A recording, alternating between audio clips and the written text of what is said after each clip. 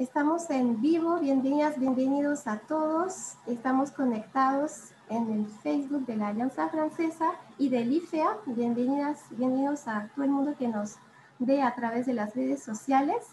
Me presento, soy Camille Duron, responsable de las mediatecas de la Alianza Francesa de Lima y del debate de idea. Y hoy tengo el placer de moderar esta mesa redonda con expertos en cerámica y textiles andinos. Bienvenidos a todos y todas. Organizamos este evento en marco de los Días Europeos de la Artesanía. Entonces la idea es intercambiar con nuestros invitados a través del Facebook. Entonces, por favor, ponen sus preguntas o sus comentarios en el post abajo y les voy a leer las preguntas a nuestros expertos. Espero que disfruten de este intercambio. Les voy a presentar los expertos. Empezamos con María Elena del Solar. Es antropóloga con una experiencia en el desarrollo rural y con un énfasis en la producción de textiles tradicionales, y nos hablará de las tradiciones textiles regionales, si no me equivoco. Bienvenida María Elena, muchas gracias por estar acá. Tenemos a Catherine Lara del IFEA, Instituto Francés de Estudios Andinos. Es arqueóloga y nos hablará de cerámicas con ejemplos del norte de Perú y sur de Ecuador. Bienvenida Catherine, merci d'être là. Y les presento a Gabriel Ramón, es arqueólogo de la Universidad Mayor San Marcos y historiador de la PUC, y nos hablará de los alfareros golondrinos itinerantes en los Andes. Muchas gracias, Gabriel, por estar conectados con nosotros. Ahora vamos a empezar nuestro conversatorio. Veo que hay bastantes conectados, es la hora. Entonces, María Elena, te voy a pasar la palabra para empezar nuestro conversatorio. Muchas gracias.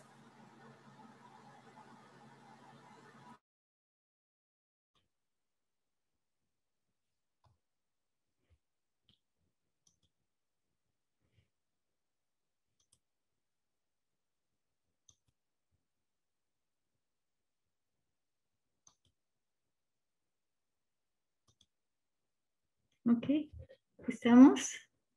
¿Está bien? Sí, sí, perfectamente, te escuchamos, Bueno, María Elena. bueno, muchas gracias. Primero para saludarte, Camille, muchas gracias por organizar este evento a nombre del IFEA y de la Alianza Francés, y saludar a mis colegas, Catherine y Gabriel.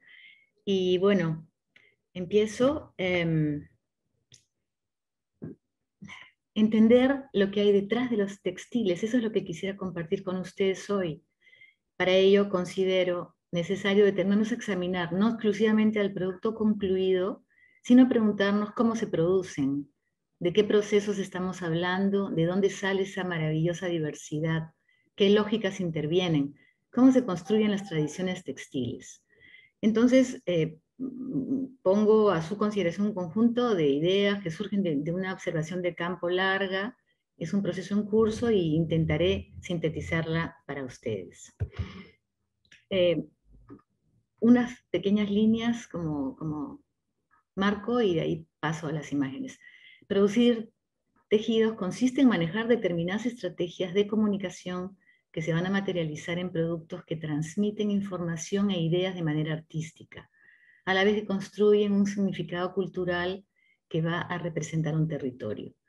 Las tradiciones textiles se van definiendo a lo largo de procesos y priorizaciones, incorporaciones y descartes, donde los recursos y los lenguajes, la estética y el poder estuvieron y estarán siempre presentes.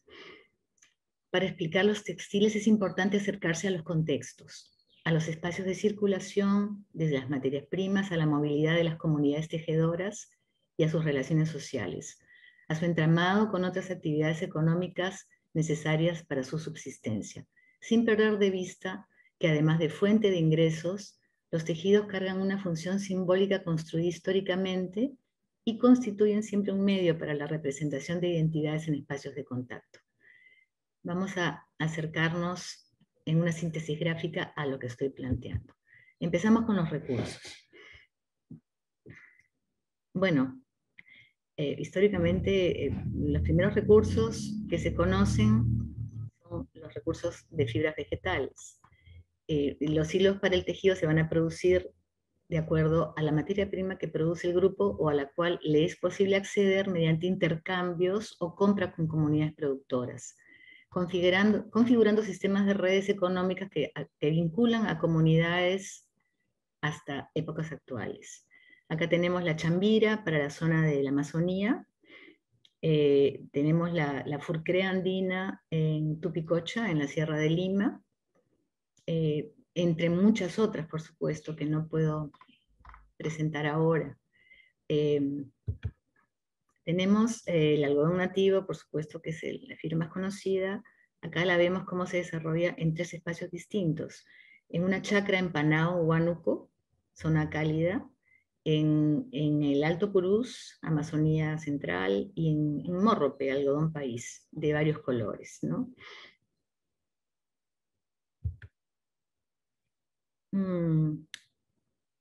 Acá también tenemos la fibra de camélido.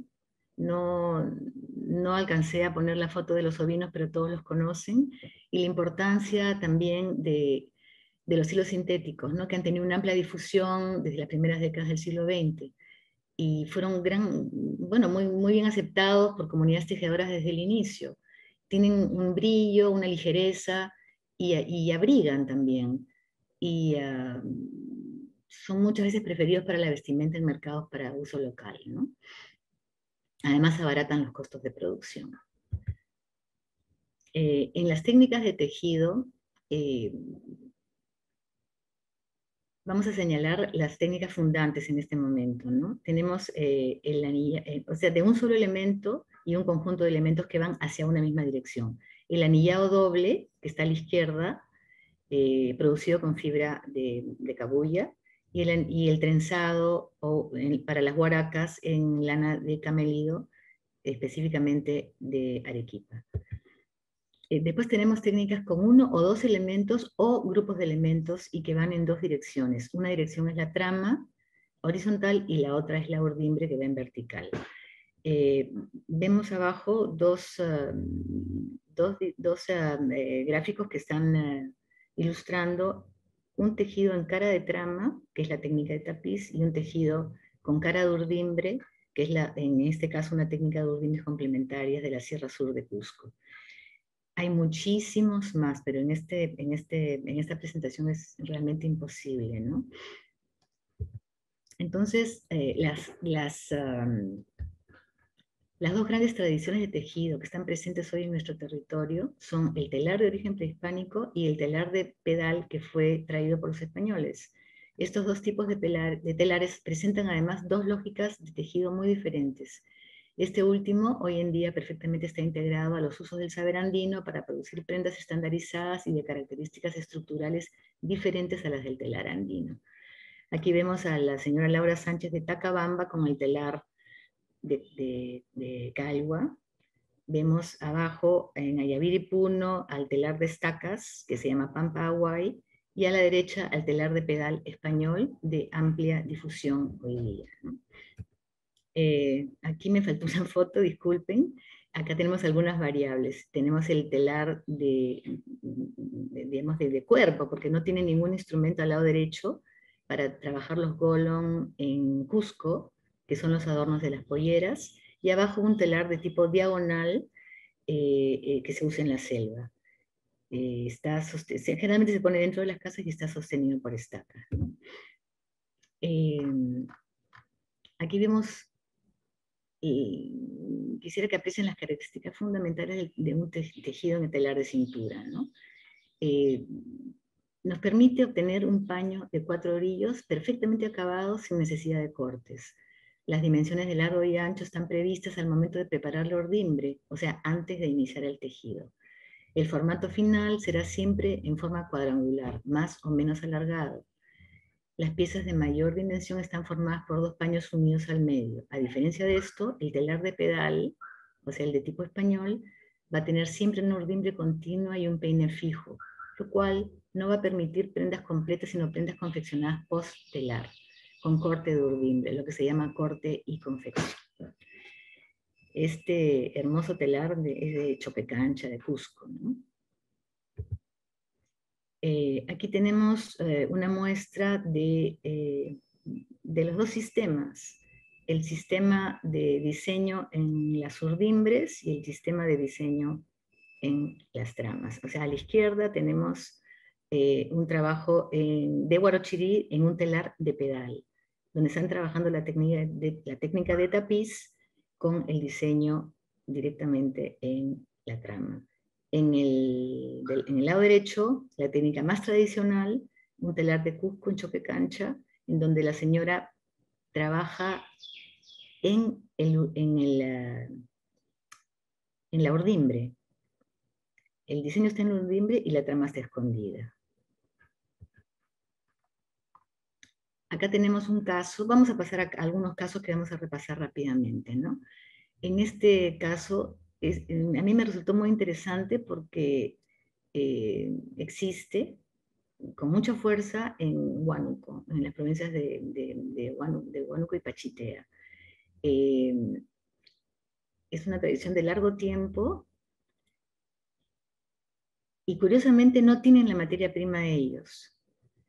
La materia prima la van a comprar a zonas más cálidas, hacia el río Marañón. Entonces, el producto es, miren a la izquierda la señora con una tela muy transparente, está hilada a mano y está tejida a mano, sin embargo tiene pues una transparencia maravillosa, ¿no? A la derecha vemos algunas muestras más que tanto, que son trabajadas en el mismo estilo, ¿no?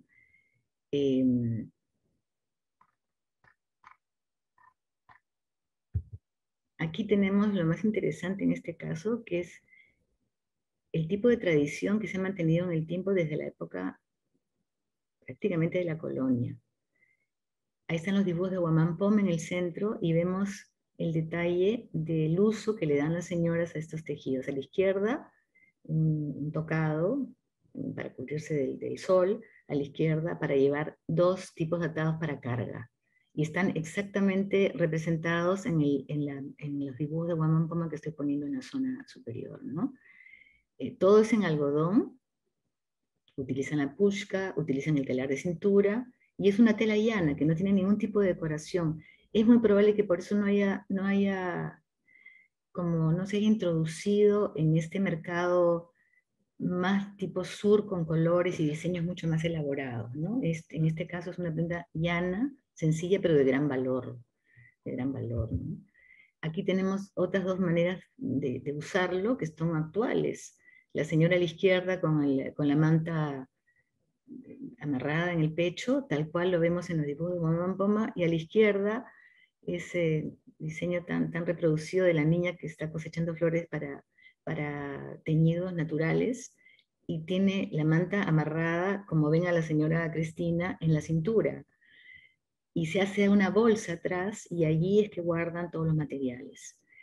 Así lo usan los chicos para llevar, bueno, lo usaban, de pronto no es tan actual ahora, pero sí lo usaban para llevar sus libros al colegio. Era su mochilita, digamos, ahí con la bolsa suelta, ¿no?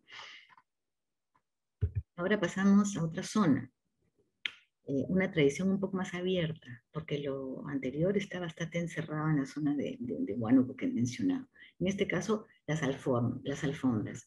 A diferencia del caso anterior, las alforjas son una introducción española perfectamente adaptada a las necesidades de la población campesina y ocupa hoy en día una amplia área de distribución como la ocupó antiguamente, ¿no?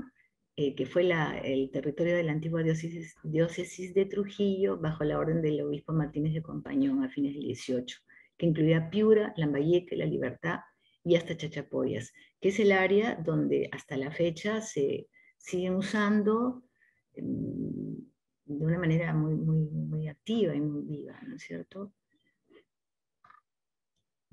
Las alforjas están, esta de la izquierda es Huancabamba, esta azul, y a la derecha tenemos una señora tejiendo una alforja de mayor diámetro para carga, ¿no? Para una sémila.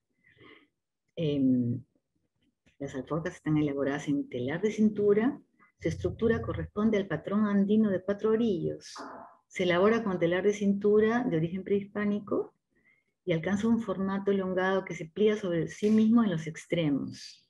Y así se forman los dos bolsillos de la alforja. La diversidad de su decoración responde a procesos locales y van a diferenciar a las diversas tradiciones regionales. Los diseños estarían combinando elementos prehispánicos, republicanos y contemporáneos entre sí. Diseños y colores empleados forman parte de un sistema de representación simbólica que comunica la pertenencia a un grupo a la vez que participan de circuitos mercantiles más urbanos desde décadas atrás, ¿no? O sea, están en un mercado de comercialización abierto, nos llegan a Lima, ¿no? En fin. Estos son los directamente de Chota, de San Ignacio de Loyola en la Sierra de la Libertad. Son diferentes y son más pequeñas también, ¿no? Ahora pasamos a tradiciones de la Sierra Central.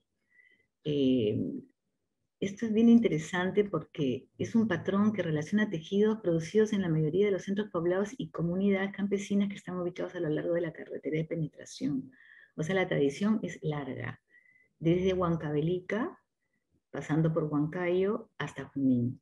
Acá vemos, pueden ver ustedes arriba la señora que está hablando por el teléfono, es una señora de Tupicocha, y tiene ese mismo patrón de mucha decoración central y pampas anchas. Los diseños son bastante similares, ¿no?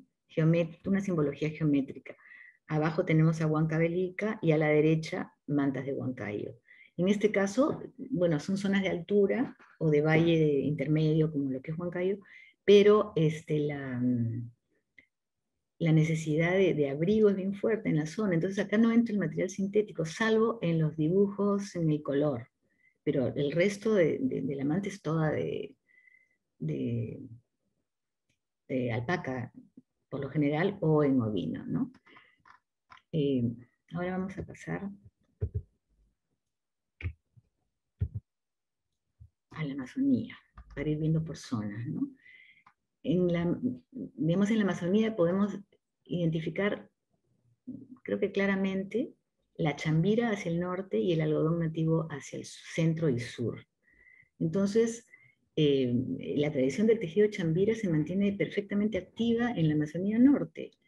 La chambira se obtiene de una palmera espinosa, se corta el cogollo, las hojas jóvenes, y los hombres se encargan de su tejido.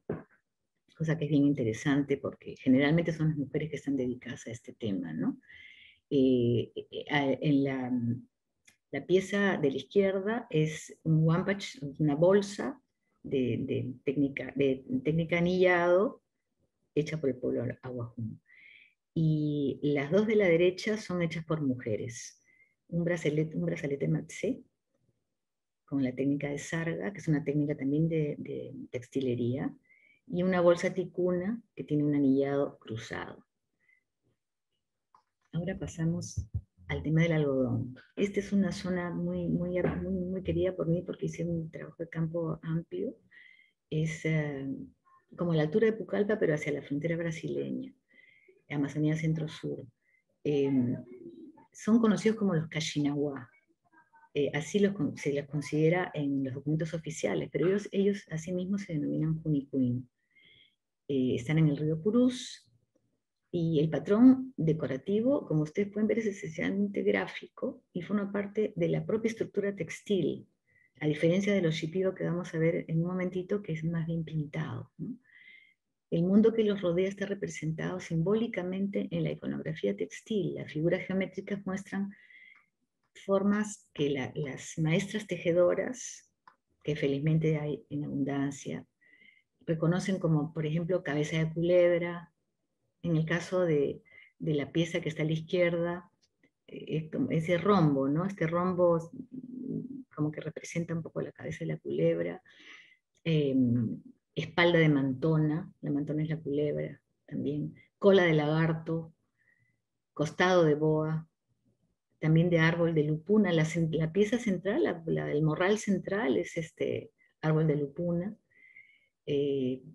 Hojas de palmera, escamas de pez, que las llevan a un extraordinario nivel de estilización. Por ejemplo, si ustedes ven esta pieza, pueden fácilmente pensar en la espalda de un caimán, ¿no?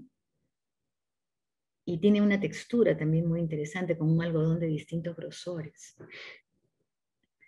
Y pasamos a los tejidos que ya conocen más, probablemente, que son los tejidos del pueblo Shipibo Conibo. También son pano como el grupo anterior, como el grupo Junicuín, pero viven en el Bajo Ucayali. Y su tradición está muy enraizada. Las niñas reciben los secretos del arte del tejido y se expresan a través de diseños geométricos muy complejos que denominan Quené, al igual que denominan Quené los Junicuín a sus diseños, porque ambos son, como les digo, que pertenecen al grupo Pano.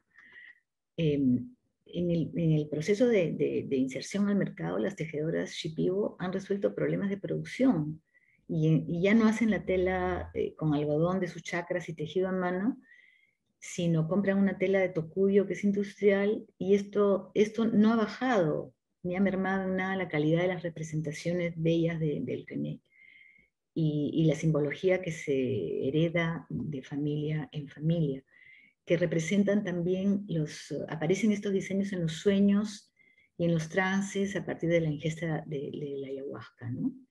Entonces el Quené no solamente es considerado en su aspecto decorativo, sino también curativo, a partir del concepto que una buena vida consiste en un perfecto equilibrio entre el cuerpo y el espíritu.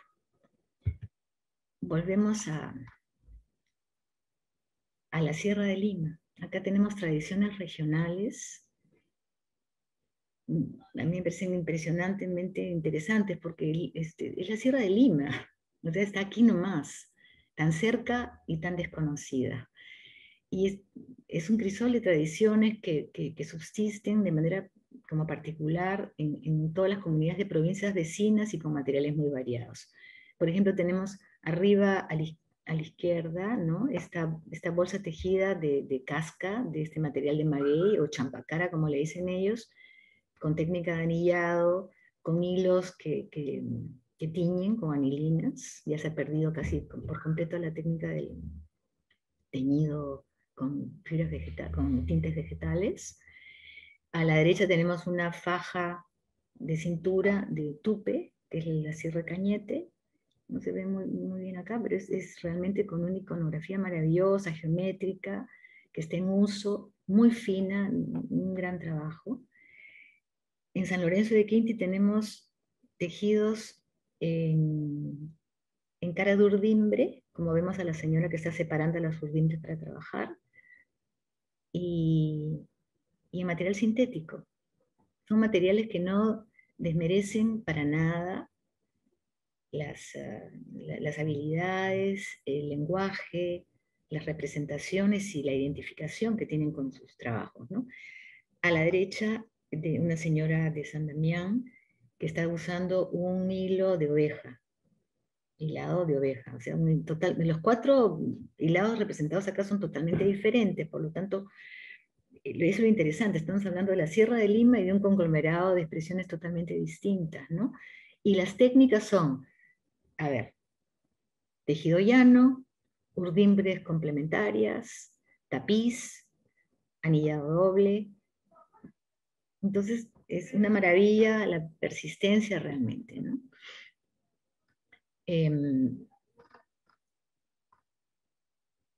A ver, ahora viene... Bueno, en la misma zona, esta foto tiene que ver con que son tejedores varones. Entonces, esto es en Huarochirí, en la Sierra de Lima. En el país normalmente son las mujeres las que tejen. Y acá, bueno, estoy tratando de trabajar a pesar de ser una zona de extirpación de idolatrías y de cancelación del quechua, que fue lo que trabajó Gerald Taylor, ¿no? Tan interesante, es que estos tejedores pueden seguir esa tradición del cumbicamayos, porque no es que están aprendiendo a tejer de adultos para ayudar a la familia, sino que ellos mismos son tejedores desde siempre. Entonces creo que es un tema interesante acá, varios temas por seguir explorando, ¿no? Y por último, para terminar, acá tenemos unas tradiciones regionales extendidas que podemos encontrar en muchísimos otros lugares que los que yo estoy presentando acá, ¿no? Son los costales. Costales para trabajados en telar de cintura, o sea, digo materiales de carga, contenedores, porque por ejemplo los que están acá de Combapata, Cusco, son mantas, mantas de tamaño grande que sirven para cargar y se les llevan a la espalda. Acá en Alto Recuaycito, que es la Sierra de la Libertad, tenemos estos alforjas y prácticamente no conocen las bolsas de plástico. Están trabajando todo en alforjas de distintos tamaños, desde las chiquititas para cargar coca hasta las muy grandes para poner en las acémilas. Todo lo que es cosecha, en fin. Tienen diversos materiales. Esta del lado derecho de Santa Rosa Puno es íntegramente tejida en alpaca y sirve para intercambiar con valles de altura media, o sea, con pisos de valle, porque Santa Rosa es bastante elevado y tienen pues una ganadería de camélidos, ¿no? Tenemos una gran diversidad en esas tradiciones de costales y otro tipo de contenedores, ¿no? Alpaca, hilo sintético y algodón industrial, porque estas alforjas de la Sierra de la Libertad, están tejidas en algodón industrial. También tienen una diversidad en el uso. Unas son para productos agropecuarios, otras para bienes domésticos. Y son muy diversas en la existencia en el territorio. Acá solamente estoy mostrando Cusco, Puno y la Sierra de la Libertad, aunque todos tienen y comparten la misma función, que es el transporte. Entonces, para finalizar, creo que ya me pasé la hora, se trata de indagar más allá de los textiles mismos para encontrar caminos de explicación a partir de similitudes y diferencias en las prácticas y en sus contenidos. Hay una enorme riqueza en estas expresiones culturales y en las tradiciones regionales. Yo siempre digo, cuando se pierde un telar de cintura, desaparece una tradición de tejido en telar de cintura, desaparece un universo de conocimientos. O sea, todo lo que hay atrás es realmente muy abundante. Y esto es una partecita chiquitita de todo lo que tenemos como tradiciones regionales textiles en nuestro territorio. Entonces, hasta ahí llegué. Muchísimas gracias por su atención y te paso la Sí, muchas imagen, dejo de gracias, María. compartir. Sí, muchas gracias, María Elena, por tu presentación. Y ahora voy a dar la palabra a Catherine. Catherine, si quieres, empezamos. Gracias, María Elena.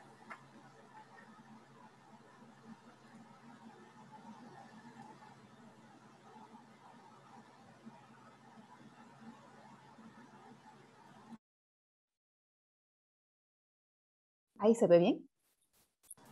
Oui, sí, se ve bien. Okay. Gracias. Bueno, buenas noches a todos. Muchas gracias a la Alianza Francesa de Lima y en especial a Camille por organizar este evento. Es un gusto muy grande también compartir este momento con María Elena y Gabriel. Resulta de alguna manera fascinante pensar que un buen día personas en épocas y lugares del mundo completamente distintos tuvieron la idea de usar un tipo de tierra muy especial, la arcilla, para hacer recipientes de cerámica, primero en el sur de China, hace 20.000 años, según los últimos datos arqueológicos, y luego poco a poco en los demás continentes a lo largo de los milenios siguientes. Esta universalidad de la cerámica refleja a la vez la dependencia del ser humano hacia la naturaleza, pero también su capacidad creativa. Con esto de la naturaleza, me refiero primeramente a las aptitudes cerebrales, más precisamente neurológicas y cognitivas, involucradas en la motricidad necesaria para este tipo de práctica. Por otro lado, fuera del cuerpo humano, y como lo vimos también con lo que presentó María Elena, la práctica, en este caso de la cerámica, depende de factores físicos. Primero, los materiales. No se puede usar cualquier tipo de tierra para hacer vasijas. Esto solo es posible con arcilla, que se encuentra en lugares especiales. Es necesario también contar con niveles adecuados de humedad o temperatura para poder trabajar el material. Esta realidad natural explica que los pasos que se debe seguir para fabricar una cerámica sean los mismos para todos los ceramistas del mundo pasado y presente. Estos pasos son 6. Primero tenemos la obtención y la preparación de la materia prima, es decir, la arcilla. Generalmente al cabo de este primer paso, el alfarero obtiene trozos de arcilla a los que hay que dar forma. Aquí interviene el segundo paso, la manufactura. Esta manufactura se puede realizar según diferentes técnicas, por ejemplo, rollos, usando moldes, contorno, o combinando también varias de estas técnicas entre sí. La manufactura tiene dos partes, el esbozo, que es algo así como el borrador del recipiente, y el conformado, en donde se le da su forma geométrica final a la vasija. Al término de la manufactura, las paredes de los objetos están por lo general irregulares. La tercera etapa o acabado permite justamente corregir esto al restregar las superficies con diferentes tipos de herramientas. La cuarta etapa o tratamiento de superficie consiste en aplicar sustancias minerales u orgánicas en los objetos o al restregar sus paredes para cambiar su color y o volverlas impermeables. La quinta etapa es la aplicación de diseños que se puede dar antes o después también durante el proceso, y asimismo aquí hay un montón de técnicas distintas posibles. La sexta etapa es la quema. A pesar de estos límites que le imponen la anatomía y la geología o la física, el ser humano ha sido capaz de combinar estos pasos y materiales limitados de maneras muy distintas, de inventar herramientas nuevas, tanto así que a la final la cerámica llegó a formar parte de aquellos atributos considerados como únicos y propios de cada época y cultura. Este es el caso, obviamente, en los Andes y en Perú, desde luego. Por mi parte, me intereso más particularmente en un tipo específico de técnicas de manufactura que consiste en dar su forma a las vasijas, golpeando simultáneamente sus paredes internas y externas con la ayuda de distintas herramientas. En los Andes, esta familia de técnicas está actualmente muy presente en el espacio correspondiente al sur del Ecuador, en donde se conoce como golpeado, y norte del Perú, en donde se conoce como paleteado. Estoy trabajando con la hipótesis de que el arraigamiento de esta familia técnica en este espacio preciso no es una casualidad, sino una prueba suplementaria de los contactos sucesivos que ha habido en esta zona mucho antes de la existencia de las fronteras nacionales actuales. Este golpeado o paleteado puede darse de distintas formas. Puede ser practicado luego de que se haya empezado a hacer la vasija a partir de una bola de arcilla en la que se hizo un hueco con los puños para luego adelgazar las paredes con las manos. Este es el caso, por ejemplo, en Ancash, en Perú, o en Cañar, en el Ecuador. Puede ser también que se paletee después de haber comenzado a formar la pieza en un molde convexo, generalmente el asiento de una vasija descartada, usando eventualmente un rollo para hacer el borde, como por ejemplo en Morrope, en Cajamarca o en la costa sur del Ecuador. Hay otra variante en la que prácticamente todo el recipiente se fabrica por paleteado, a excepción una vez más del borde enrollado, como por ejemplo en Simbilá o en Mangalpa en Perú. Asimismo, las herramientas que se usan para paletear o golpear pueden ser diferentes. Para las paredes externas tenemos la paleta de madera, que se encuentra principalmente en Perú, pero también en la costa sur del Ecuador. En este lugar del Ecuador en particular se usa la mano para sostener la pared interna de la vasija. Hasta donde he visto, este es el único sitio de la región en donde se registra este uso de la mano para golpear o paletear. En el Perú, lo más común para mantener la pared interna es usar una piedra que se llama yunque. En Ancash hay también lugares en que en vez de usar una piedra, se utiliza una herramienta de cerámica que se asemeja a un disco sujetado a un mango, como pueden ver acá en la imagen. Esta herramienta tiene varios nombres, por ejemplo, broquel, tugru. En el Ecuador, este tipo de herramienta es el más común, se lo conoce como golpeador o huactana, y no solo se usa para la pared interna, sino también para la pared externa. Los primeros datos de la investigación que estoy llevando a cabo sobre el golpeado, paleteado entre el sur del Ecuador y norte del Perú sugieren que estas técnicas existen en ese espacio desde hace al menos 2000 años. Esto es algo que ya se sospechaba desde hace bastante tiempo, pero me dediqué a averiguarlo de manera más sistemática, haciendo un análisis profundizado de huellas, tanto en la cerámica actual como en la cerámica antigua. ¿Cómo estoy haciendo esto? Para la parte de la cerámica actual, hago un trabajo etnográfico, es decir, que visito a ceramistas que fabrican actualmente vasijas. Este trabajo lo empecé en el Ecuador y lo voy a seguir ahí y también en el Perú, junto con Gabriel Ramón y Marta Bell, en el marco de un proyecto auspiciado por el Museo Británico. La investigación etnográfica da la oportunidad de documentar el trabajo de los artesanos de una manera muy detallada, mediante fotos, videos, entrevistas, etcétera, tomando en cuenta los gestos, las herramientas, el estado de humedad de la pasta, etcétera, criterios que van a determinar el tipo de huella producida. A raíz de lo cual, en mi caso, recupero muestras de las vasijas fabricadas de esta forma para describir en detalle las huellas de fabricación macroscópicas, es decir, que se pueden ver a simple vista, y microscópicas, que se pueden ver con la ayuda de instrumentos de aumento de tipo lupa binocular. Acá generalmente es necesario romper las vasijas para examinar también los perfiles de las roturas con la lupa. Esto permite ver en particular los pequeños fragmentos de minerales naturalmente presentes en la arcilla, lo cual también da informaciones sobre las técnicas usadas. Como les decía anteriormente, el trabajo de la arcilla obedece a factores físicos, mecánicos y químicos que son los mismos en todas partes del mundo y en todas épocas. Cada técnica de fabricación deja en las vasijas conjuntos de huellas macroscópicas y microscópicas que les son propias. Que estemos en el Perú en el siglo XXI o en Egipto hace 4000 años, las huellas dejadas por una técnica determinada siempre van a ser las mismas. Entonces, el trabajo etnográfico permite justamente documentar las huellas de cada técnica de manera muy precisa. Eso es lo que estoy haciendo para el golpeado o paleteado. A escala macroscópica, podemos ver que el golpeado o paleteado se detecta por la presencia de concavidades de percusión, que pueden verlas acá en la pantalla, son como estas depresiones, visibles en las paredes generalmente internas, pero también externas, cuando las huellas no son borradas de manera tan precisa por los alfareros. A escala microscópica, es decir, con alguna lupa binocular o microscopio, la técnica del paleteado o golpeado se caracteriza por la presencia en los perfiles de los fragmentos de lo que podríamos llamar burbujas de aire aplastadas, que se presentan bajo la forma de estas líneas paralelas que pueden ver acá en esta imagen. Por otra parte, la acción de paletear o golpear la arcilla va a tener como efecto mecánico a la vez de hundir los pequeños fragmentos minerales naturalmente presentes en la pasta, creando una huella que la llamamos granos insertos, pero también el arrancar algunos de estos fragmentos, creando estos como micro huecos que ven acá, que se llaman micro arrancamientos. Hay otros detalles que nos pueden dar informaciones adicionales. Por ejemplo, cuando a escala microscópica, se ve que el relieve de las paredes es así plano y liso, como se puede ver acá. Esto indica que se trabajó la pasta en estado de cuero, es decir, cuando no estaba húmeda y tampoco todavía en estado seco.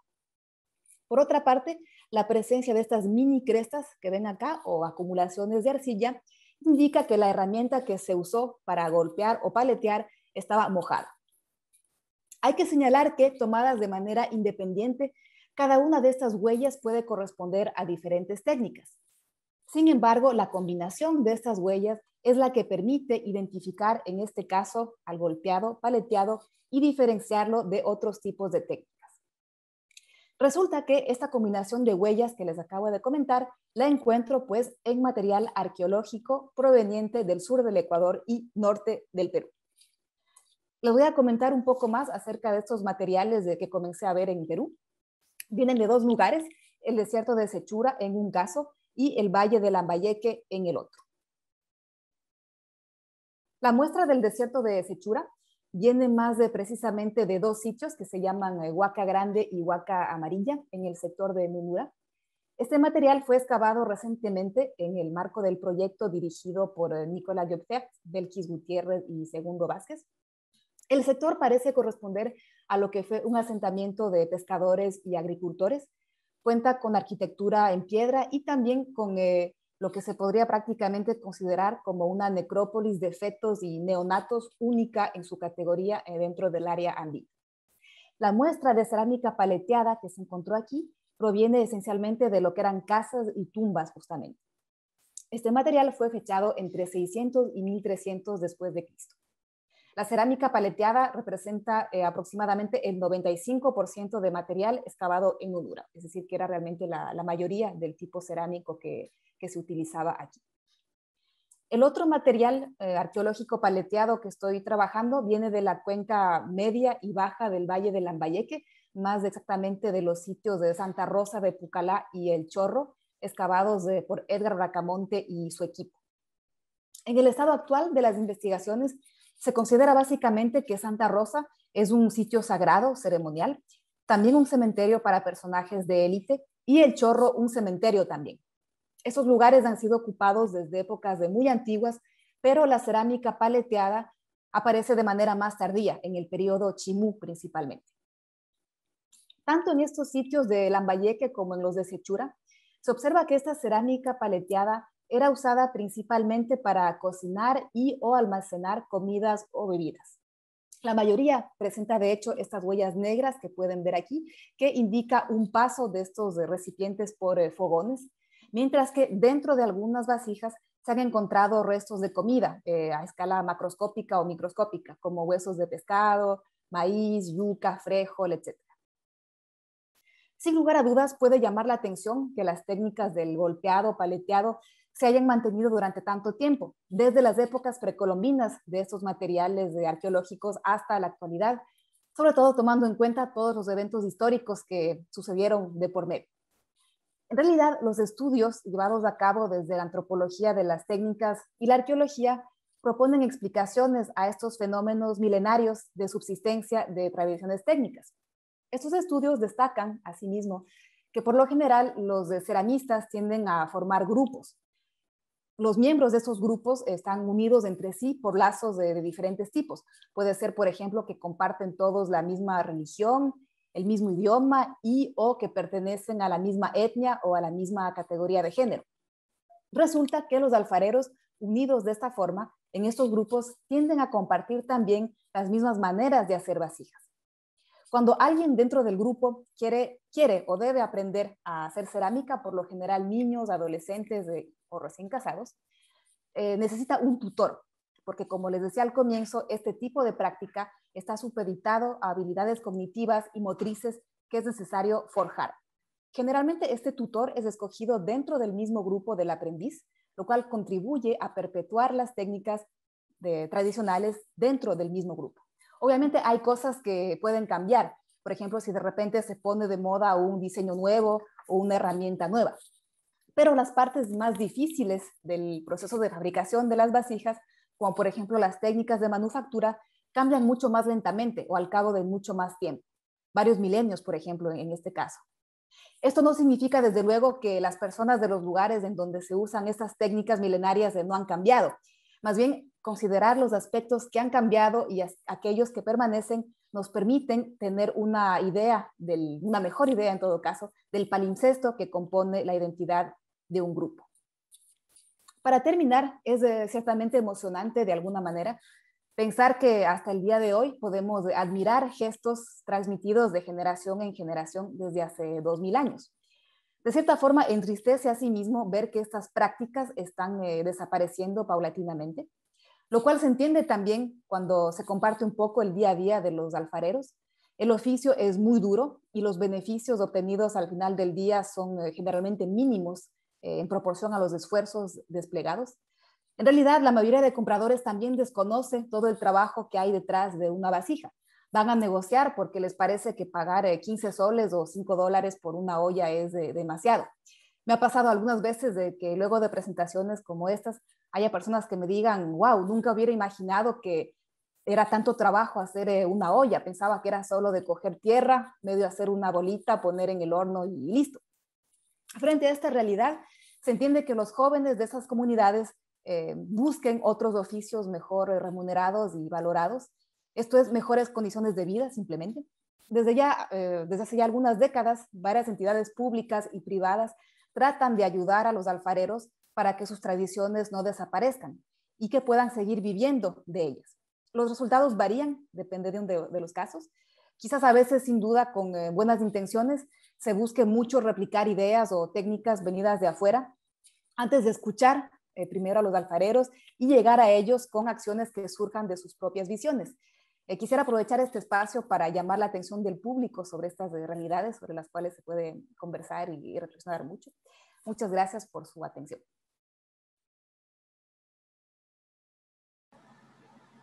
Muchas gracias, Catherine, por tu presentación, y invito al público a dejar comentarios en el post Facebook y a preguntar, poner sus preguntas, sus comentarios, y al final compartiremos con los expertos, ¿no? Ahora pasamos la palabra a Gabriel, que nos va a presentar, que nos va a hablar también de cerámica, ¿no?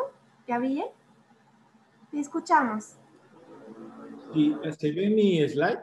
Sí, se ve. Se ve, gracias. Perdón que lo abrí antes. No hay problema, te escuchamos. Buenas noches a todos. Es una alegría tremenda estar acá. Gracias por la invitación y compartir con Katy y María Elena, ¿no? Bueno, en fin, voy al punto. Yo voy a explicar un poco mi método de trabajo y algunas cosas que no he dicho antes para no caer en repetición. Lo que quiero explicar es cómo vamos a hablar de alfareros, y ese fue uno.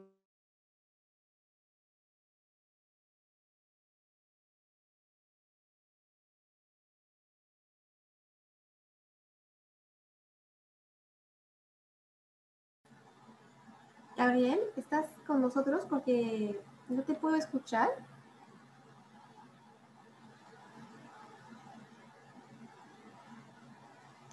Ok, creo que Gabriel tiene un pequeño problema de conexión, pero que va a volver en algunos segundos.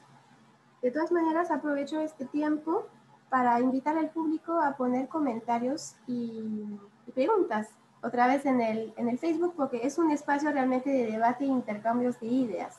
La idea es que el público, a pesar de las distancias, a través de las redes sociales, podamos intercambiar a través de este modo de comentarios con los expertos, ¿no? Que a mí, mientras se conecta Gabriel, ¿puedo preguntar algo a María Elena, por favor? Claro, sí, te escuchamos, Catherine. Sí, me llamó la atención, María Elena, lo que contaste sobre el telar de pedal español, porque, por ejemplo, cuando vemos en la cerámica el torno, que es una técnica que la traen los europeos, tomó muchísimo tiempo para que gente de acá comience a fabricar vasijas con el torno, y de hecho se ha demostrado a través de estudios que es una técnica a nivel de motricidad, a nivel cognitivo, bastante difícil de asimilar, ¿no? Y cuando tomas en cuenta que las otras técnicas estaban presentes desde hace milenios, se demoró bastante tiempo. Y quería saber qué pasó con el telar de pedal. ¿Sucede algo parecido? ¿Hay alguna información sobre cuándo llegó realmente, cómo fue que las personas comenzaron a usar esta herramienta? No sé si nos puedes contar más. Sí, gracias, Catherine. Sí, es una situación completamente distinta. El telar de pedal llega para apoyar, digamos, la producción masificada, estandarizada, en favor de los encomenderos, que fueron los que recibieron las tierras, ¿no?, de parte de los españoles, como premio a sus labores en la conquista. Y los obrajes se han distribuido prácticamente por todo el territorio, y hubieron una cantidad muy grande de obrajes que trabajaban a partir de la lana, de las ovejas de la tierra, de las ovejas españolas traídas. Entonces, el telar de pedal se instala en los obrajes y es utilizado por mano de obra indígena. Entonces, desde un inicio, desde los primeros años en donde los encomenderos reciben sus tierras, el telar empieza a instalarse y se asume. Tanto es que ahora es considerado una herramienta tradicional, prácticamente, ¿no? Creo que Gabriel ya está, si no, continuamos después. Camille. Sí, podemos seguir. Además, tengo otras preguntas del público que están en el Facebook. Entonces, hay una pregunta de Cris, que dice si se han logrado investigar las curaciones y estas no se rompan o rajen con el calor. A ver, creo que esta pregunta era para mí, pero me parece que Gabriel ya se conectó. De pronto podemos contestar después que Gabriel presente. Como quieras, no hay problema. Sí, de pronto.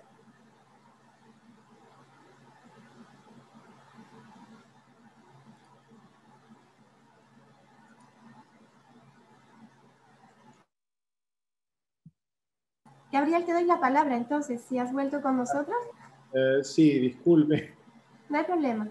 Por preocuparme por la conexión se fue la batería. Ya, lo que quería explicar era cuestiones de método sobre, al hablar de alfareros, de quién estamos hablando, ¿no? Me acuerdo que hubo una discusión, una conversación al inicio, cuando planeábamos estas charlas, cómo íbamos a llamarles a las charlas, ¿no? Y María Elena ha mostrado, por ejemplo, que en el caso de los tejedores hay diversidad de géneros, digamos, que se dedican a los textiles, y en la cerámica sabemos que pasa lo mismo, ¿no? Y más allá de eso, ¿cómo pasar del caso específico, que es lo que generalmente sucede, que un investigador trabaja en un sitio y luego quiere hablar de los Andes en conjunto, ¿no? ¿Cómo obtenemos representatividad en nuestra discusión para no caer, digamos, en los localismos? Por ejemplo, yo podría visitar esta comunidad Alpabamba, que queda en Conchucos, al frente de Uchusquillo, y en Alpabamba los hombres aprenden de esta manera, ¿no? Como están viendo en la foto, como Ramón Arellano está aprendiendo de Alfonso García. ¿Podríamos nosotros luego publicar algo y decir así se aprende cerámica en los Andes, o tendríamos que comparar? Y creo que la respuesta es obvia, es una pregunta retórica, pero muchas veces muchos investigadores trabajan así, ¿no? Y no voy a mencionar nombres, pero en las preguntas podemos tratar ese tema. Había un escritor polímata peruano, Manuel Atanasio Fuentes, que él se reía un poco de los viajeros de su época, ¿no? Él decía que algunos viajeros llegaban a la Plaza Mayor de Lima a las 10 de la mañana y veían una pelea. Entonces anotaban en su cuaderno: a las 10 de la mañana los peruanos se pelean con cuchilla todos los días, digamos, ¿no? Y a partir de eso generalizaban, ¿no? Entonces yo creo que con los estudios cerámicos pasa lo mismo. Y los estudios cerámicos etnográficos, ¿no? Y esto ya lo he dicho un montón de veces, pero lo repito acá: la arqueología depende completamente de los estudios etnográficos, ¿no? Yo creo que no hay ni siquiera que dividir las disciplinas, no hay que hacerse el problema, porque si no va a ser un problema más que una solución. Pero mientras más conozcamos, y esto es una cita de Rowe, más conozcamos las técnicas de los alfareros actuales, mejor vamos a entender el material del pasado, ¿no? También quería mencionar dos noticias buenas. Una es que va a salir el boletín que estamos editando con Katy, el boletín del Instituto Francés de Estudios Andinos, donde justo discutimos todos estos temas, ¿no? En la introducción específicamente, ¿no? La relación entre etnografía y alfarería.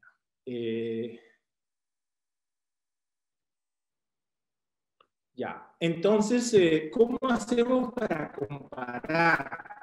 ¿Cómo hacemos para pasar de este pueblo Alpabamba, con el número 19 en mi lista, al conjunto, ¿no? ¿Qué criterios? No podemos, nos ahogaríamos, digamos, si no tenemos una serie de criterios, ¿no? Para eso existe, y Katy y María Elena han mencionado para textiles y cerámica algunos criterios, ¿no? Que uno escoge.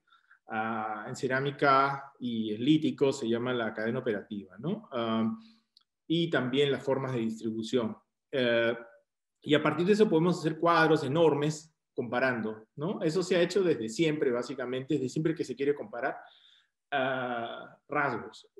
Yo me baso en dos, digamos, bueno, el género es más sencillo, digamos, de definir, pero aún así es importante, porque a veces se juega con analogías respecto al pasado, de que, si es alfarera, tiene que ser, en el contexto arqueológico, esto fue hecho por mujeres, o cosas así, o con textiles, ¿no? Y vemos que es simple y llanamente errado. El otro detalle en el cual yo enfatizo es en la técnica, en el conjunto de herramientas, ¿no? Porque me parece que es un marcador clave, y voy a explicar cómo.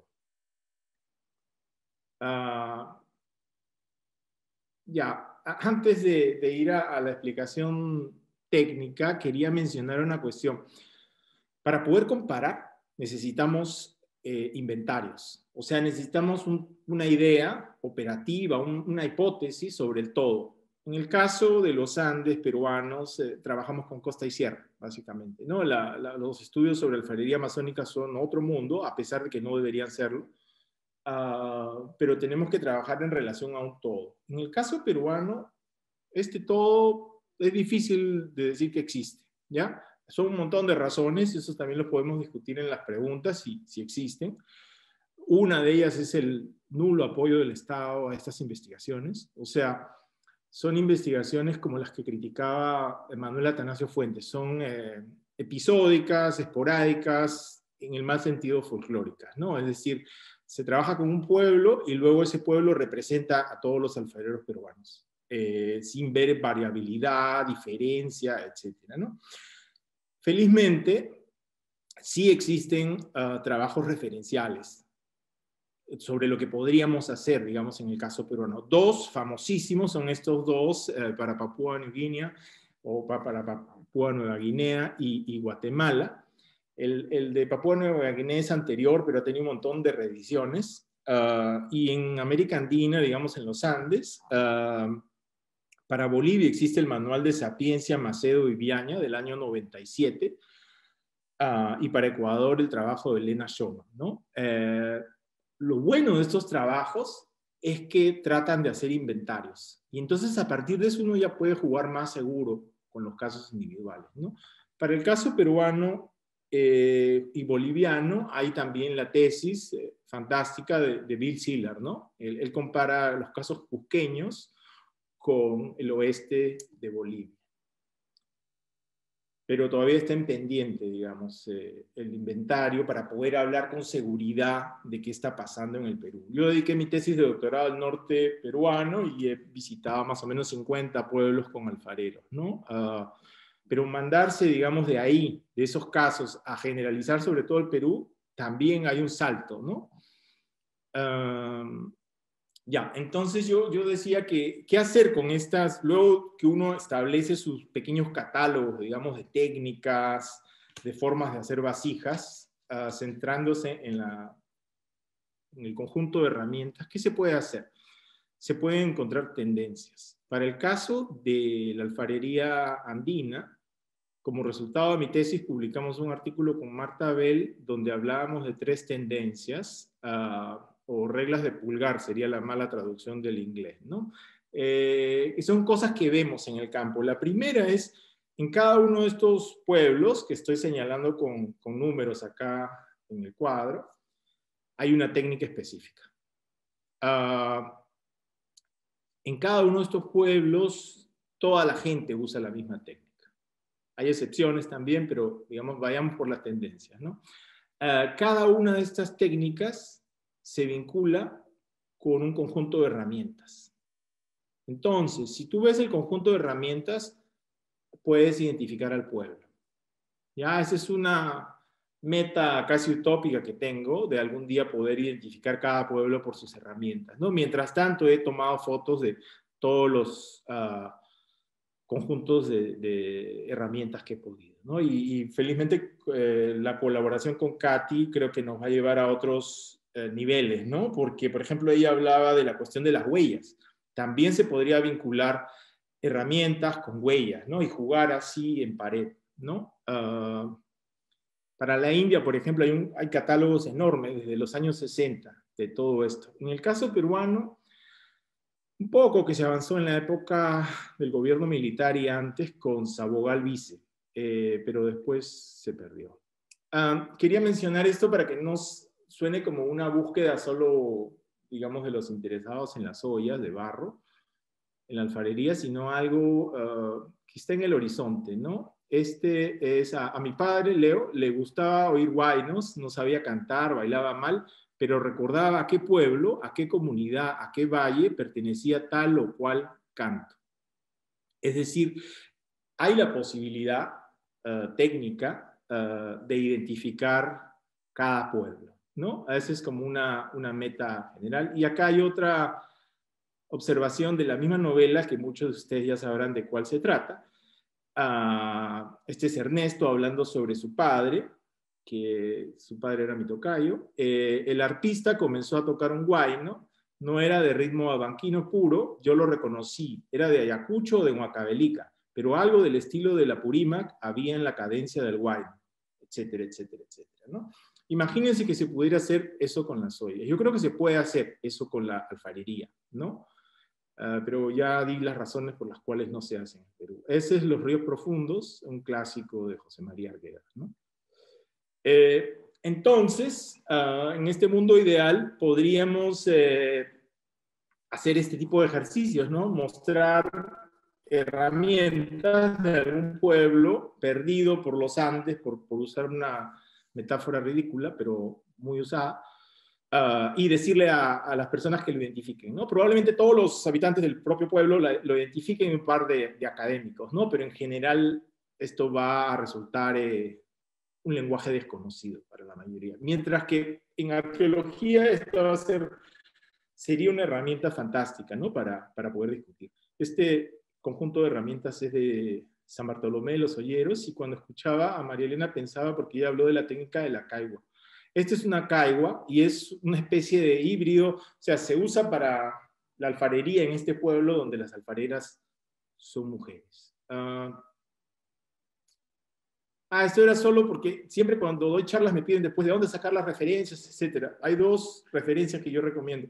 Una es la página del IFEA, donde he colocado todas las fotos de lo que voy a hablar, básicamente, con ese título, y otra es mi página académica, ¿no? Pero ahí queda. Ya, entonces, hay un tema en el cual no hablamos mucho en etnografía, pero que me parece fundamental. Acá también hay un poco de mea culpa, digamos, en todo esto.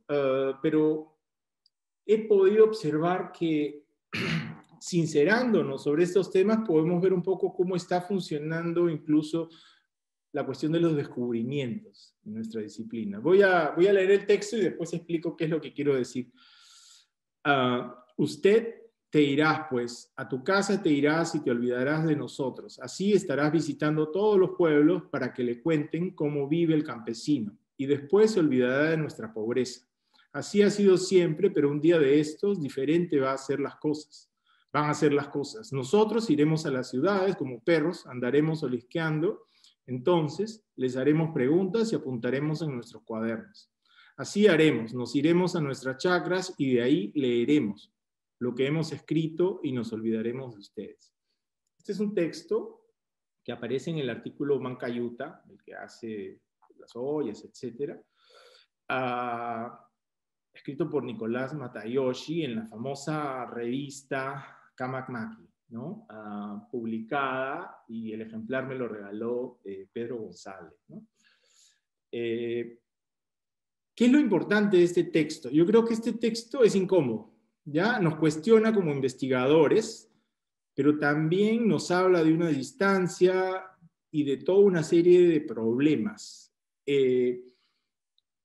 Cuando se hace etnografía, muchas veces nos concentramos en la tecnología, en lo bacán, digamos, lo que se puede comparar con lo arqueológico, pero la pobreza, la miseria, la rimamos, porque es explosiva, digamos, ¿no? Por llamarlo de alguna manera. Yo creo que esa es una crítica, digamos, que hago a toda la disciplina, porque incluso es metodológicamente perjudicial, ¿ya? Voy a tratar de explicarlo. Yo creo que tratar de recopilar, digamos, testimonios en la periferia, diferentes, etcétera, nos va a permitir romper con ese todo artificial que tenemos, que se ha generado solo trabajando con pueblos que están cerca de la carretera, de la Panamericana Norte y la Panamericana Sur, como sucede mucho en arqueología y en etnografía, y solo resaltar, digamos, lo que va a salir en la postal, olvidándose del conjunto del asunto, ¿no?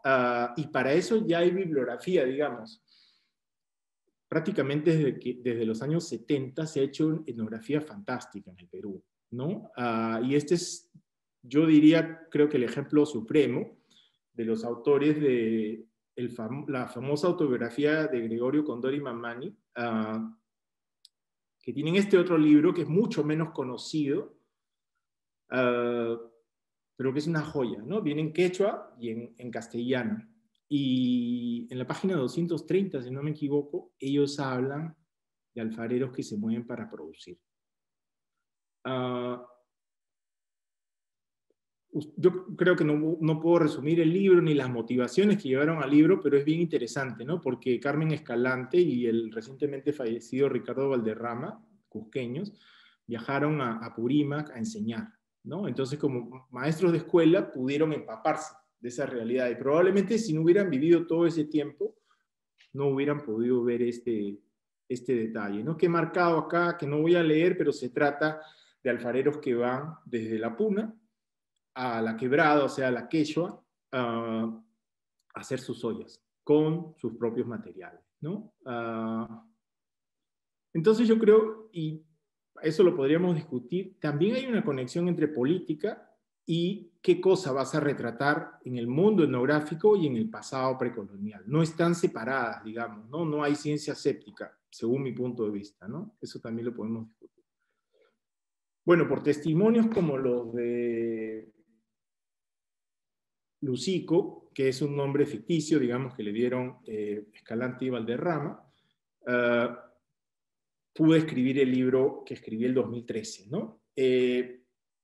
Ese libro, para ser sincero, no es que lo leí y me iluminé, no. Ya conocía primero el testimonio de Francisco Flores, a quien entrevistamos con la fotógrafa María Julia Tavera, y él, cuando me contó la historia de sus viajes, yo sentí que algo se rompía, digamos, ¿no? En todas mis concepciones, con alegría, digamos, ¿no? Qué bueno que se rompía todo eso. Pero si no hubiera sido por gente como Valderrama y Escalante o tantos otros que registraron todas estas cosas perdidas, digamos, fuera de lo normal, entre comillas, no hubiera tenido material para producir este libro. Una cuestión metodológica, digamos, este libro es pasar del método de construir el todo a una especie de hipótesis del todo, de qué pasa con la alfarería en los Andes, a definir un modelo. Ya en este caso no hice trabajo de campo específico en un pueblo para recrear el asunto, sino que jugué con toda la evidencia que yo tenía y toda la evidencia que existía. ¿Ya? Eso tiene sus ventajas y sus desventajas, pero ese es el método que usé. No me voy a detener en ese libro porque ese libro ya pasó. Esta era la segunda noticia, va a salir en inglés, entonces mis colegas norteamericanos no van a tener justificación para decir que no lo han leído. Ahora he cambiado el método y he pasado a otro tipo de trabajo. Con el modelo de los alfareros itinerantes estoy trabajando en un pueblo en específico, ¿no? Que es Mangalpa o Cuscudén. Antes yo le decía Mangalpa, pero cuando estuve en el pueblo le entregué mi libro a Alfonso Toledo y él lo leyó y me dijo mi pueblo no se llama Mangalpa, sino se llama Cuscudén. Yo estaba usando el nombre antiguo. ¿Qué es lo que quiero hacer ahora con este ejercicio, digamos, ese trabajo? Desde el 2013, si no me equivoco, estoy trabajando ahí. Empecé a trabajar con Luis Andrade, lingüista, que veía los textiles, entonces así complementábamos. Y luego ya he ido con otros colegas, con otros amigos que me han ayudado ahí, ¿no? Y la idea es un poco pasar de esa metodología generalizadora a hacer un trabajo monográfico sobre un pueblo en específico, que te da otros resultados, digamos. No puedo hacer lo que hicieron Escalante y Valderrama, o todavía no, de eso de irme a enseñar al colegio y quedarme, pero me encantaría, ¿no? Si fuera posible, porque aprendes otras cosas, ¿no? El 2017 y esto es un poco contestando a eso que dijo Matayoshi, que me parece que es interesante porque lo que dice Matayoshi en esa revista, en ese artículo es, te cuestiona, ¿no? ¿Y yo qué hago? Etcétera, etcétera. No digo que con esto uno soluciona nada, pero hicimos una exposición de nuestros resultados en el propio pueblo, ¿no? Y esta es la feria del 2017 con el auspicio del Instituto Francés de Estudios Andinos. Aquí están los alumnos cuscudenianos o mangalpinos viendo la exposición, ¿no? Y yo jamás hubiera imaginado que esto, además de ser satisfactorio a nivel personal, podría ser tan productivo a nivel académico, llamémoslo así, ¿no? Por toda la crítica que uno recibe positiva, digamos, ¿no? Entonces ahora estamos trabajando en esto, hemos recopilado más o menos, y esto siempre lo repito, pero gracias al trabajo titánico de Rodolfo Monteverde, mi colega arqueólogo e historiador, hemos recopilado y transcrito más o menos 800 páginas o más de entrevistas a espacio simple, ¿no? Lo cual nunca se ha hecho para ningún pueblo alfarero que yo sepa, o por lo menos no se ha publicado, ¿no? Entonces ahora estamos jugando, gracias a Marta Bell, la geógrafa Marta Bell, y a la geógrafa Stephanie Orrego, un poco con qué pasa en el mapa nacional, ¿no? ¿Dónde van? ¿Cómo se puede representar todo este movimiento? Entonces yo creo que si el libro anterior, el 2013, un poco ilustra este caso en general, esto muestra que el recurso al moverse para producir es algo vivo y que funciona y que sirve, y como me dicen los alfareros, ha servido para mantener a mi familia, ¿no? Tengo 8 hijos y a todos los he criado viajando, eso es lo que dice, ¿ya? Entonces no es una estrategia solo de tiempos de crisis. Estos son otros de los ejercicios que hemos hecho. Todo esto va a salir en el boletín que estamos editando, en el número especial del boletín del IFEA que estamos editando con Katy. Pero digamos, eso era lo que quería explicar de mi investigación. Este es, solo para cerrar, este es todos los viajes que hace Alfonso Toledo, el que me criticó el nombre ¿por qué llamé Mangalpa y no Cuscudén? A todo el Perú. O sea, básicamente él va a todos los Andes, ¿no? Bueno, espero sus preguntas. Muchas gracias. Muchas gracias, Gabriel, por tu presentación. Ahora pasamos al tiempo de las preguntas. El público se ha puesto en los comentarios algunas preguntas, entonces voy a leerlas para que podamos contestar en vivo, ¿no? Empezamos con la pregunta a Catherine, que hemos visto al principio, que te leí al principio, pero la voy a leer de nuevo. Sí, hablando de cerámica, ¿no? Si para usarlas se han logrado investigar las curaciones y si estas no se rompan o rajen con el calor.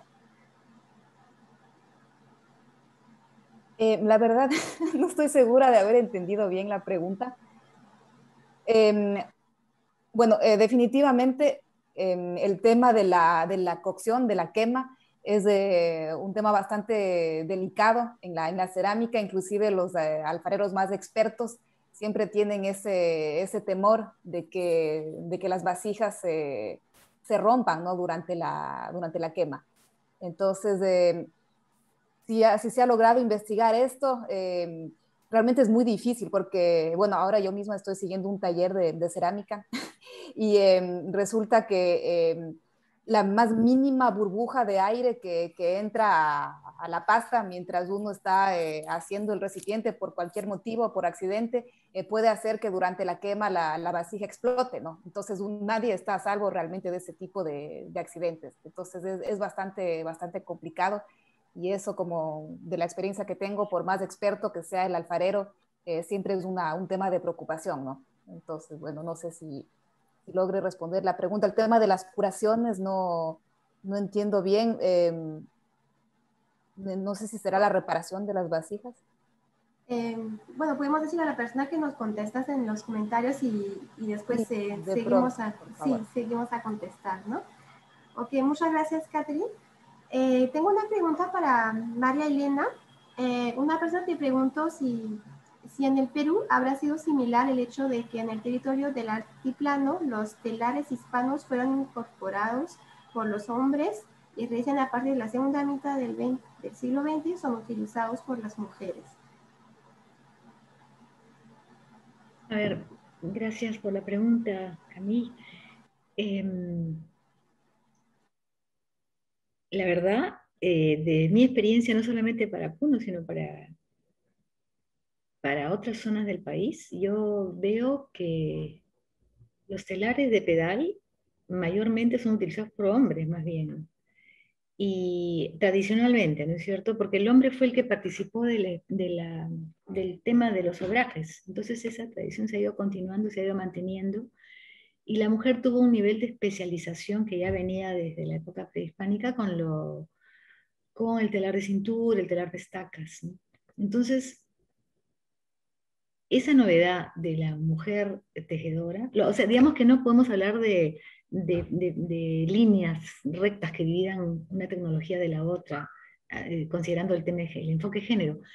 Yo creo que son temas muy porosos y más que nada ahora, ¿no? Pero el tema de la introducción de telares de pedal en comunidades tejedoras tiene que ver con proyectos directamente. Conozco proyectos en el norte, en el centro y en el sur, en donde rápidamente ¿por qué? Porque se estandariza la producción. ¿Por qué? Por lo que dije anteriormente, en donde el telar no tiene 4 orillos, sino el producto, perdón, de un telar de pedal no tiene 4 orillos. Entonces se hace masivamente un rollo de tela que después se retira del telar y se corta, y se hace corte y confección. Entonces es mucho más rápido.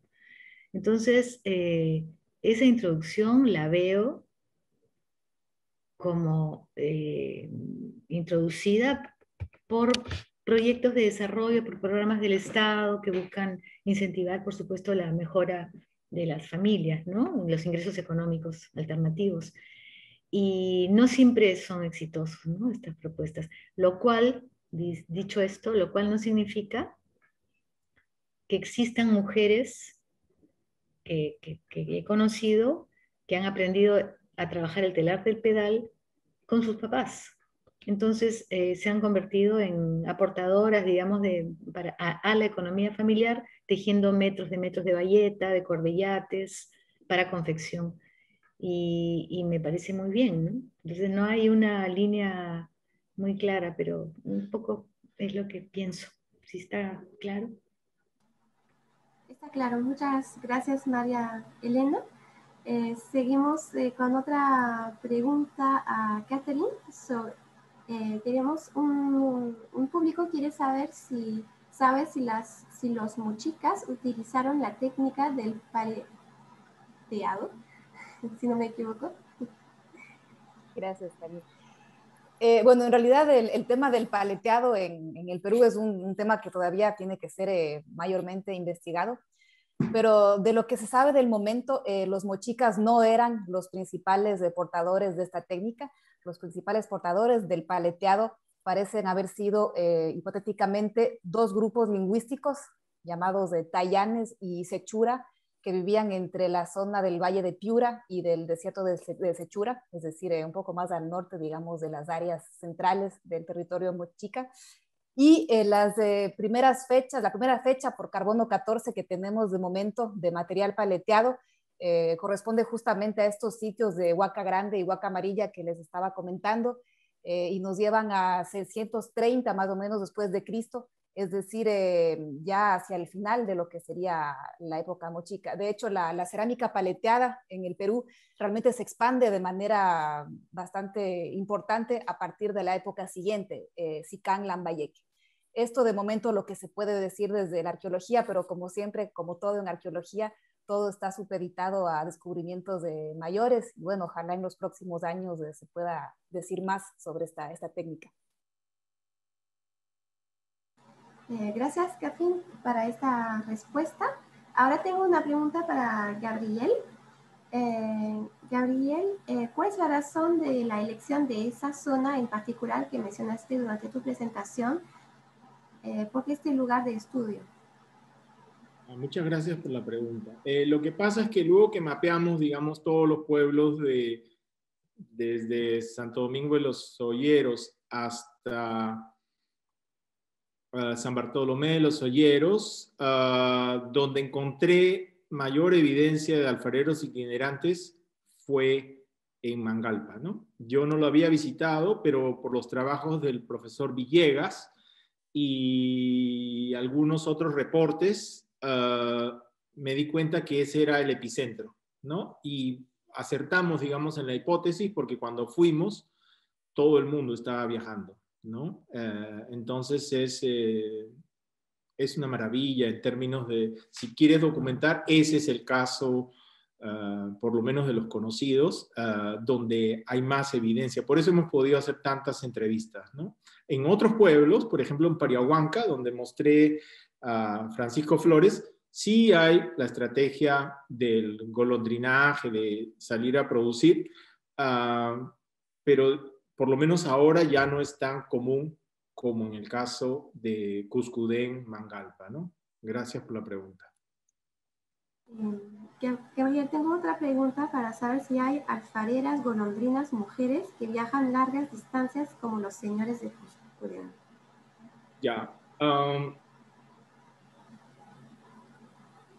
Por tendencia, porque yo trabajo por tendencia, diría que no, pero en Cuscudén y Mangalpa, trabajando con Rodolfo Monteverde, empezamos a escuchar de un caso interesantísimo, sobre el cual no quiero revelar muchos datos, pero digamos era una probable alfarera transgénero que estaba casada con una mujer y hacía ollas. Y ella aparece también en una novela de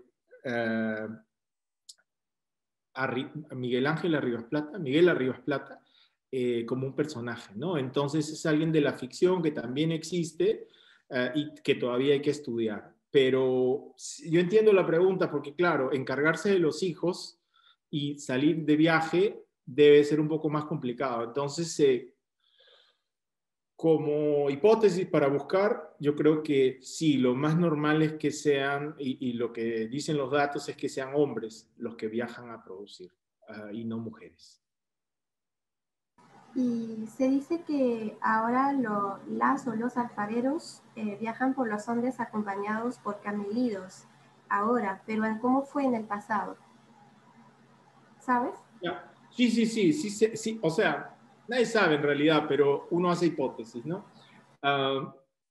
Hoy en día viajan de todas las maneras. La manera más barata, por lo menos en Cuscudén, digamos, ahora estoy con la cabeza más en Cuscudén, es el material lo sacan de su pueblo en un carro para que los lleve al pueblo y de ahí se van en camión, porque incluso ir en bus sería muy caro, ¿ya? Incluso en la parte de carga. Entonces tiene que todo ser en camión. Ellos se mueven en camión, no se mueven con camélidos.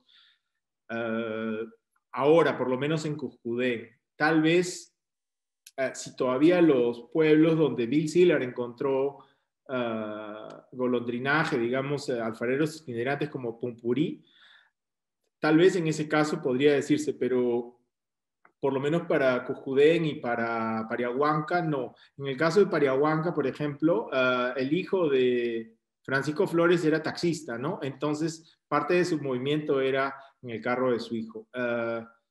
Pero como hipótesis saludable, sí uno puede decir que fueron camélidos, ¿no? Pero eso es más difícil de probar. Muchas gracias por tu respuesta. Tengo una pregunta para Catherine del público que pregunta, ¿existe alguna otra región andina que exhiba la continuidad cultural reconocida por la región norte de Perú, sur de Ecuador? Estoy casi segura de que sí. Tiene que haber más casos de estos en los Andes. Simplemente habría que investigarlos un poco más. De hecho, sería algo así como un sueño que se pueda hacer más trabajos de este tipo en toda la zona. Lo que puedo decir es que he hecho algo parecido, bueno, no en los Andes, sino en la Amazonía, en la zona Shuar del sur del Ecuador, y ahí me di cuenta que también tenemos una continuidad entre las técnicas de manufactura de los proto-shuar, que están ahí desde el siglo VII de nuestra era hasta el día de hoy, ¿no? Asimismo con cambios de formas y diseños que corresponden a diferentes episodios históricos, pero se mantiene igual la manufactura. Y en el caso shuar actual es muy bonito porque la manufactura va también con ritos, con cantos, toda una visión mitológica bastante rica, que es muy interesante, ¿no? Bueno, eso será también desde la época más antigua, ¿no? No lo sabemos, pero en todo caso nos da un poco esta visión de que más allá del tema técnico, la alfarería, al igual como lo decía María Elena con los textiles, se vincula a todo un mundo simbólico. Y eso también es algo muy importante que a veces los arqueólogos que estamos muy concentrados en las huellas y las cosas que se miden, nos olvidamos un poco de este tipo de cosas, ¿no? Entonces es importante también ver ese tema. Muchas gracias, Catherine, por tu respuesta. No sé si tienes entre vosotros tienen una pregunta. Hemos escuchado las preguntas del público. No sé si... Catherine. Ok, Catherine, te escuchamos. Si tienes una pregunta. Sí, yo tenía una pregunta para María Elena y un comentario y otra pregunta para Gabriel también. Te Entonces, escuchamos. gracias. Para María Elena, quería saber un poco, en continuidad con lo que te pregunté al principio, este tema más bien de los materiales sintéticos, ¿qué tan complicado es para un tejedor o una tejedora cambiar de material? ¿Es lo mismo trabajar una fibra natural tradicional, digamos, que estos materiales nuevos, o exige adquirir algún conocimiento nuevo o algo así de lo que pudiste ver? ¿O es más fácil, más rápido? No sé, ¿hay alguna ventaja, alguna cosa así? Gracias, Catherine, por tu pregunta. Es bien interesante, sí, toda esta introducción del material sintético que viene desde inicios del 20 prácticamente. Mira, es más barato, definitivamente, y económicamente es más interesante, porque se van a obviar varios pasos de la cadena de producción. Entonces, el adicional sería el retorcido, porque los hilos comprados en mercado son más sueltos, y para que no se despelucen, digamos, y se desarme el tejido a la hora de trabajar en el telar, tiene que tener un hilo mucho más sólido. Entonces, lo tienen que retorcer. Juntan dos hebras, por ejemplo, y las retuercen, o una sola hebra se retuerce. Ese es el único, con una herramienta que se llama la cantina, que es como una pushka más grande. Entonces entra mucha más cantidad de hilo. Y la verdad que se ha adaptado perfectamente el hilo sintético. Entonces muchas veces las familias de comunidades tejedoras prefieren vender la alpaca, vender las fibras naturales, ¿no? Procesadas y tejidas, y ellos quedarse con el hilo sintético, que no abriga tanto, lamentablemente, ¿no? Por una cuestión de economía. Pero sí está. Es interesante también para las fiestas, por ejemplo, el brillo de un hilo sintético, la luz, el lustre en una manta tradicional es mucho más llamativo. Se ve de lejos, no te da tanto calor cuando bailas, las comparsas se empiezan a vestir de manera igual, ¿no? Porque compran el mismo hilo. Entonces, tiene una serie de ventajas y ha sido muy interesantemente asumido en la gran mayoría de comunidades de tejedores, ¿no? O de no tejedores, porque también lo compras digamos, a la comunidad vecina, ¿no? Es así, gracias. Yo puedo aprovechar para hacer una pregunta a Gabriel. Sí, claro, te Sí, escuchamos. aprovecho el micro. Gabriel, muy impresionada con ese mapa de identificación de alfareros, porque algo conocí el tema de antes, porque me interesó siempre, no lo estudié, no lo trabajé, pero sí me interesó siempre. Conocí a Guayanchis, ¿cómo se llama? Maturana, ahí arriba de La Paloma, en la quebrada de Chilca. Claro, claro. Lo ¿Cómo se vinculamos llama? a Santo Domingo de los Olleros, ¿no? Sí, pero no me acuerdo, no me acuerdo el nombre de la comunidad, pero era Guayanchis, Piedras Gordas, y bueno, sí lo hemos visitado con Denise Pozzi, nos fuimos una vez a caminar por esa zona, pero es impresionante ese mapa, y no sabes la sana envidia que me da de poder hacer algo similar en el tema de los tejidos, porque realmente así donde tú encuentras esos vestigios, probablemente los últimos, ¿no? Probablemente, no estoy segura, pero creo que donde hay tejido, donde hay alfarería, tiene que haber siempre la posibilidad de armar tejido. En muchas zonas, la transmisión del conocimiento textil tiene que ver con la pobreza, tiene que ver con el abandono, tiene que ver con la ausencia del Estado, tiene que ver con ese tipo de temas que lamentablemente están ahí, ¿no? Entonces no, yo pienso a veces que o sea, nos vanagloriamos, patrimonializamos, y etc. a una cantidad de expresiones textiles que están en los centros turísticos, en los centros más conocidos y de más divulgación. Pero en todos esos pueblos que tú estás visitando, es muy probable que se produzcan pues telas rústicas, eh, con otro tipo de acabados, etcétera, pero que tienen tanta información. O sea, sigue siendo el libro del conocimiento, ¿no? Como yo lo veo, ¿no? Como dije al principio de mi exposición, todo lo que hay atrás de un tejido es un libro. Igual te pasa, les pasa a ustedes, Caterine y Gabriel, con la cerámica, pero lamentablemente eh, con el textil un poco se ha concentrado en estas zonas, estos núcleos conocidos, más brillantes, más interesantes, y que han cambiado más también, ¿no? Pero esos pequeños pueblos con tradiciones textiles me parecen, bueno, ¿qué te puedo decir? Una maravilla. Lindo trabajo, Caterina y Gabriel, la verdad los felicito mucho. Gracias, Marilena. Gracias, Marilena, por tu comentario, y quería saber si hay otras preguntas. ¿Sí, Caterina? Perdón que monopolice tanto. Sí, como decía, tenía un comentario para Gabriel y una pregunta. El comentario sería que, bueno, ahora que estuve revisando un poco de información sobre Ancash, por ahí me parece haber visto o leído, ya no me acuerdo bien, entre tanta cosa, que hay casos en donde los golondrinos van con o un golondrino, no sé si será algo general, con su esposa, que le acompaña y le ayuda y todo. Entonces, no sé si es el caso por ejemplo, de ceramistas ya mayores. ¿Has visto tú más casos de esos o realmente sería algo excepcional? Y la otra pregunta, comentario, más bien pregunta, sería si sobre el tema del aprendizaje, que lo comentaste al comienzo, si has visto alguna tendencia, como dices, o si realmente ves de maneras muy distintas a nivel de, qué sé yo, edades o estrategias.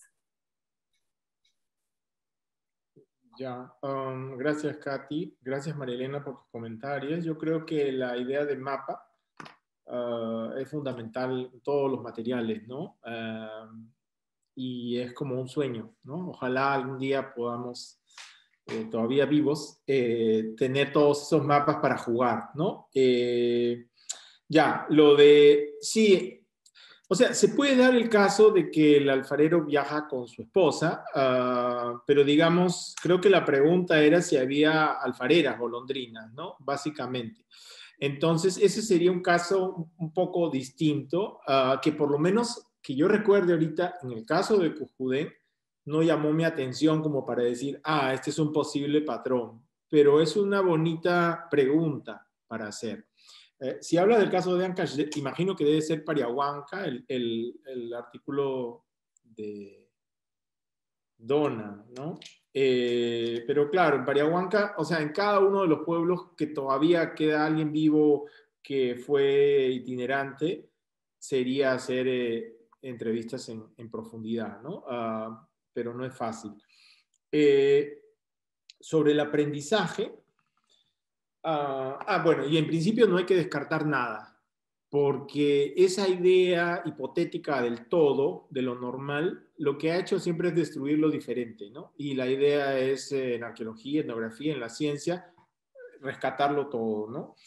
Sobre el aprendizaje, yo creo que he visto un montón de cosas, pero habría que sistematizarlo. O sea, como dije, yo me concentré sobre todo en las herramientas, porque era lo que creo que fue afinidad estética, y de ahí ya se volvió una justificación académica, pero funcionó, por lo menos para mis fines. Pero en el caso de del aprendizaje, lo que habría que hacer es barrer toda la información que existe y ver patrones, ¿no? Un poco como hace Olivier Gosselin en África subsahariana, ¿no? Para ver si se puede generalizar. Yo recuerdo que cuando, digamos, el alfarero se casa, normalmente es un momento de definición, de, bueno, si no hacías antes, empiezas a hacer apenas te casas porque tienes que mantener a tu familia, ¿no? Pero sería mentir, generalizar, ¿no? Porque podríamos caer en el problema que yo decía de inicio, de, por la experiencia en un sitio, yo voy a decir que eso sucede en todo lado. Entonces, nadie ha sistematizado eso que yo recuerde, ¿no? Pero se puede trabajar con monografías clásicas, como la de Lupe Camino en Simbilá. Lo de Arnold podría ser un poco, digamos, pero podrías trabajar así, ¿no? Pero yo diría que no hay patrones o tendencias marcadas, ¿no? Ahí queda una pregunta interesante para resolver. Gracias, Katy. Gracias, Gabriel. Tengo una pregunta por parte del público, de Denise, que te pregunta si, Gabriel, en tu zona de estudio hay técnicas que persisten de tiempos prehispánicos y otras que son europeos. De ser así, ¿hay algún determinador común? ¿Cuáles crees que son las razones detrás de las decisiones que tomaron los alfareros y alfareras en estas opciones de técnicas? Ya, muchas gracias por la pregunta. Yo creo que esa pregunta nos lleva nuevamente a la cuestión de los mapas, ¿no? Para poder establecer comparaciones de qué es lo que se mantiene y qué es lo que cambia, tendríamos que saber qué hubo en los dos extremos. Entonces, Max Zule, el padre de la arqueología peruana para algunos, lo primero que él quería hacer era un mapa de técnicas, ¿no? Y parece que lo publicó o lo presentó en un congreso de americanistas en Europa. Tendríamos que tener un mapa de técnicas para el horizonte temprano, para el horizonte medio, para el intermedio tardío, por regiones además, antes de mandarnos a decir, esto es una continuidad desde tal periodo, ¿no? Esa pregunta sobre la técnica Moche, incluso ahí se puede subdividir el asunto. Yo me acuerdo que Steve Bourget estaba hablando de su sitio en una conferencia en Inglaterra y él hablaba, creo que también de las técnicas o del estilo de la cerámica decorada, pero yo le pregunté sobre una vasija que tenía completa, no decorada, o sea, burda, etcétera, los que sobran, digamos, de las clasificaciones arqueológicas, y le dije si sabía qué técnica tenía. Y me dijo, eso lo estamos estudiando. Yo creo que ese lo estamos estudiando es la respuesta eterna que tenemos en la arqueología andina, ¿no? Entonces, dentro de un mismo grupo social o sociedad o formación económica puede haber varias técnicas. Entonces, no habría que descartar eso. Todo eso para hacer marco para la respuesta. Yo creo que cada caso es diferente. Por ejemplo, para Simbilá se ha insistido un montón en la permanencia, ¿no? Lanning en su manual acaba con esa técnica, como que la conecta con tiempos precoloniales. Pero yo creo que aquí lo que hay que hacer es un trabajo colaborativo entre historiadores, arqueólogos, arqueólogos históricos, por llamarlo de alguna manera, los que trabajan con técnicas y así establecer las continuidades o discontinuidades, porque la gente se ha estado moviendo todo el tiempo. Entonces, a veces continuidades pueden ser falsos amigos y uno cree que es una continuidad y no, es un movimiento tardío. Yo he visto alfareros como los de Huacaday que se movieron después de la Revolución Aprista. de la represión a la revolución aprista, ¿no? Entonces, la presencia de esa técnica en esa zona es más o menos reciente, ¿no? Pero claro, llega, como en el caso de Manuel Atanasio Fuentes, el investigador y dice, oh, ellos están preservando la técnica local precerámica o prehispánica, ¿no? Entonces, yo creo que para responder eso con claridad hay que tener los dos extremos. Y para muy pocos sitios, y yo creo que esa es parte del trabajo que está haciendo Katy, tenemos los dos extremos marcados, ¿no? Y yo pienso que para textiles también es complicado, ¿no? Pero en fin, esa es mi respuesta. Muchas gracias, Gabriel, por tu respuesta. Quisiera agradecerles a todos por su participación en este conversatorio organizado en el marco de los Días Europeos de la Artesanía.